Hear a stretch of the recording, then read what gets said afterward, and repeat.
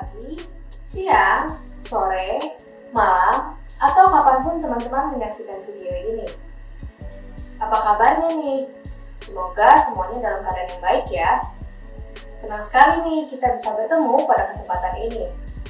Sebelumnya, kami ingin mengucapkan selamat datang dan selamat bergabung pada program training ini yang berjudul Learn More, Learn Better with Learning Style. Ada pepatah mengatakan tak kenal maka tak sayang. Maka dari itu kita kenalan dulu yuk. Perkenalkan, nama saya Eriska.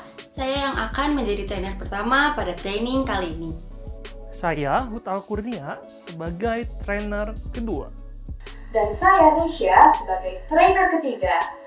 Di sini kami bertiga akan membimbing teman-teman semua untuk lebih mengenal, mendalami, dan mengasah kemampuan dalam menggunakan learning style yang nantinya bisa teman-teman manfaatkan sebagai strategi belajar. Siapa yang udah gak sabar mau learn more and learn better with learning style? Tapi sebelum kita mulai, kita perhatikan dulu himbauan berikut ya. Teman-teman dipersilahkan untuk mengambil posisi duduk yang nyaman, menyiapkan handout dan catatan, memastikan jaringan internet stabil, dan jangan lupa menyiapkan air putih agar konsentrasi teman-teman tetap terjaga. Terakhir, jangan skip video ini di setiap menitnya. Ada banyak informasi menarik dan yang pastinya bermanfaat. Jadi, jangan sampai deh teman-teman kelewatan informasi penting berikut ini. Oke, kalau gitu tanpa berlama-lama lagi, let's move to the main topic. Teman-teman pernah dengar nggak sih tentang learning style? Oke, aku kasih waktu dulu ya untuk teman-teman berpikir kira-kira apa sih learning style itu.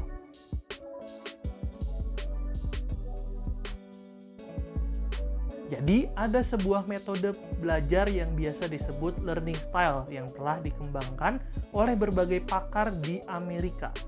Antara lain, Environmental Learning Style, Felder-Silverman Learning Style Model, Grasha-Richman Student Learning Style, dan beberapa tokoh lainnya.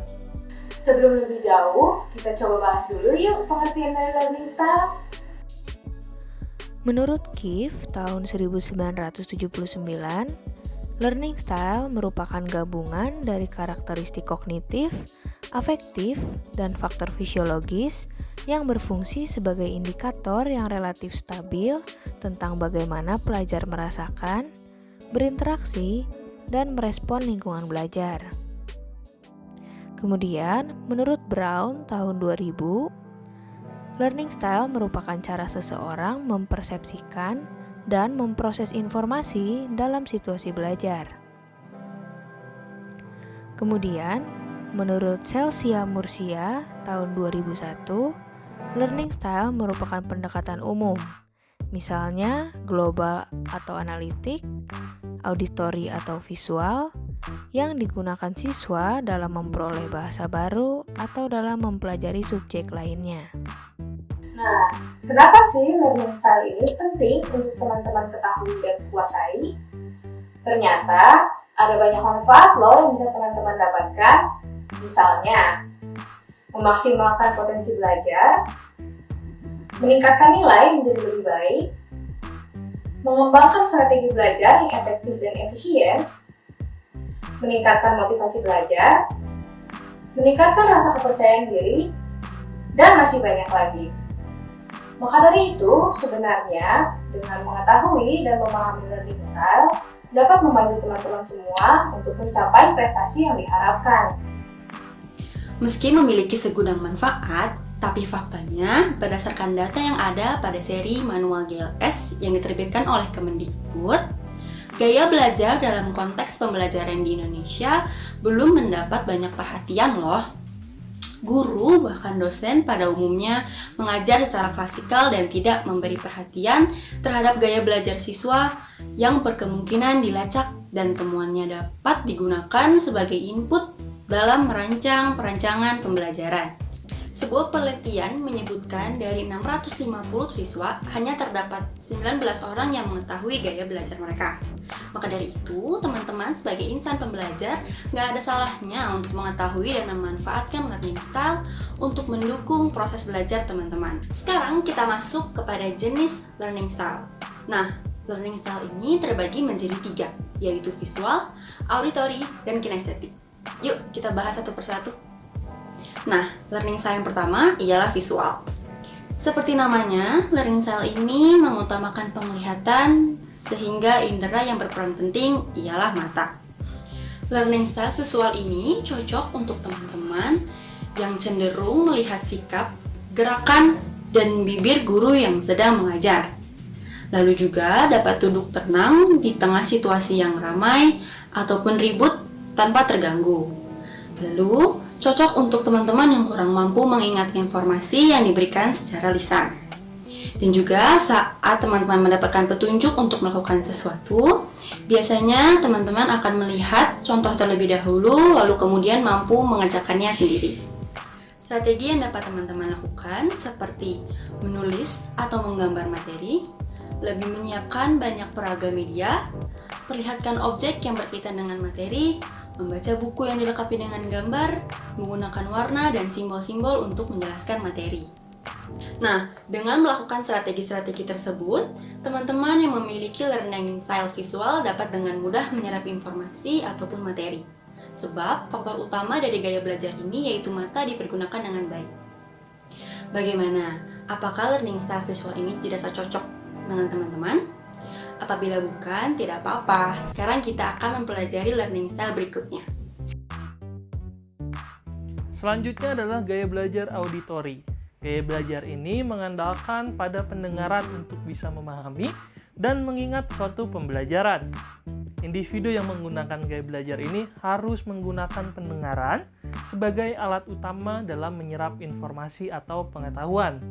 Maka dari itu kita harus mendengar, baru kemudian kita dapat mengingat dan memahami informasi tersebut. Ciri-cirinya adalah yang pertama, mampu mengingat dengan baik penjelasan guru di depan kelas ataupun materi yang didiskusikan di dalam kelompok atau kelas. Individu ini mudah menguasai materi iklan atau lagu di televisi ataupun radio. Yang selanjutnya, individu cenderung banyak omong, tak suka membaca, dan pada umumnya memang bukan pembaca yang baik, karena ia tidak dapat mengingat dengan baik apa yang baru saja ia baca. Yang selanjutnya, kurang cakap dalam mengerjakan tugas mengarang atau menulis. Lalu ia senang berdiskusi dan berkomunikasi dengan orang lain. Selanjutnya, ia kurang tertarik memperhatikan hal-hal baru di lingkungan sekitarnya, seperti hadirnya anak baru, adanya papan pengumuman di pojok kelas, ataupun pengumuman lainnya. Individu yang memiliki gaya belajar ini tentu memiliki beberapa kelebihan, seperti ia akan lebih cepat dalam menyerap pelajaran. Ia dapat berkonsentrasi bila mendengarkan guru yang menjelaskan pelajaran di depan kelas dan menjawab pertanyaan-pertanyaan yang diajukan. Individu yang memiliki gaya belajar ini akan lebih mudah menyerap materi apabila diajak berdialog. Baik, kita akan memberikan beberapa strategi yang dapat dilakukan untuk mempermudah individu dengan gaya belajar auditory. Yang pertama adalah berpartisipasi aktif di dalam diskusi kelas ataupun di keluarga. Yang kedua, cobalah untuk membaca materi pelajaran dengan keras. Yang ketiga, gunakan alat musik atau musik untuk belajar. Yang keempat, diskusikan ide dengan secara verbal. Dan yang terakhir, rekam materi pelajaran ke dalam kaset dan dengarkanlah sebelum tidur. Learning style yang ketiga adalah kinestetik. Nah, pada learning style ini, individu harus melakukan aktivitas yang dapat memberikan informasi untuk memaksimalkan pembelajaran. Secara umum, learning style ini melibatkan tangan dan gerakan tubuh lainnya sebagai penerima informasi untuk belajar. Supaya lebih jelas, yuk kita lihat ciri-ciri individu yang memiliki learning style kinestetik. Ciri-cirinya adalah menyentuh segala sesuatu yang dijumpainya, termasuk saat belajar. Sulit berdiam diri atau selalu ingin bergerak, mengerjakan segala sesuatu yang memungkinkan tangan yang aktif, suka menggunakan objek nyata sebagai alat bantu belajar, sulit menguasai hal-hal abstrak seperti peta, simbol, dan lambang, menyukai praktek atau percobaan, dan menyukai permainan dan aktivitas fisik. Keuntungan dari learning style ini adalah individu dapat menyerap informasi lebih cepat apabila ada alat bantu dan alat peraga.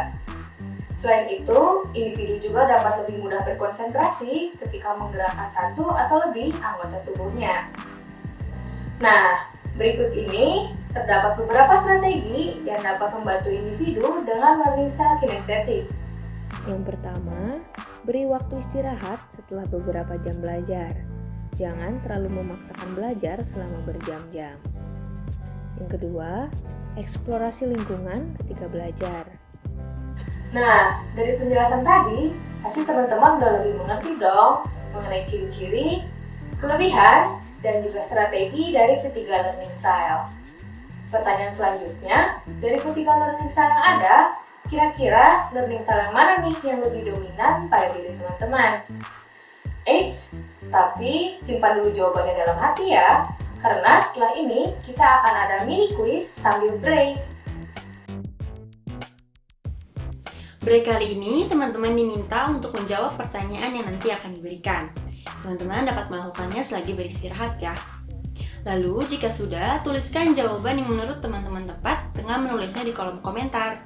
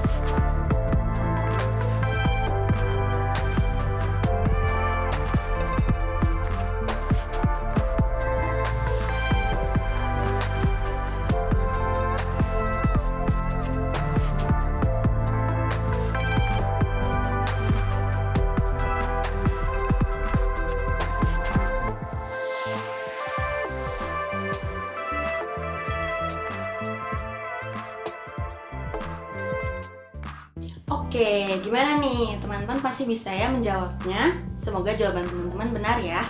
Jangan lupa untuk menuliskan jawaban di kolom komentar. Wah, tak terasa waktu kita sudah sampai di penghujung sesi hari ini. Setelah mendengarkan materi yang tadi, tambah gak sabar kan untuk ikut training di hari kedua? Nah, maka dari itu akan ada beberapa pengumuman yang perlu teman-teman perhatikan untuk mempersiapkan kegiatan kita di hari kedua. Yuk, simak penjelasannya. Untuk membantu kita dalam training hari kedua nanti, teman-teman semua diminta untuk mengisi kuesioner learning style yang telah kami sediakan di description box. Teman-teman dapat mengetahui learning style apa yang dominan pada diri teman-teman. Nantinya, teman-teman setelah mengetahui learning style apa yang dominan pada diri teman-teman semua, maka teman-teman dapat mempelajari materi yang sudah diberikan dengan menggunakan learning style yang ada, beserta dengan teknik, strategi yang ada yang telah diberikan pada materi sebelumnya. Nah, pada description box di bawah tidak hanya terdapat link kuesioner learning style, tetapi teman-teman juga dapat membuka file virtual background, handout, dan template action plan. Jangan lupa untuk teman-teman mendownload dan menggunakan file tersebut di hari kedua ya. Oke, kalau gitu kami dari kelompok 3 pamit undur diri dulu ya teman-teman. Terima kasih telah mendengarkan materi kami dengan baik, and see you on day 2. Dadah!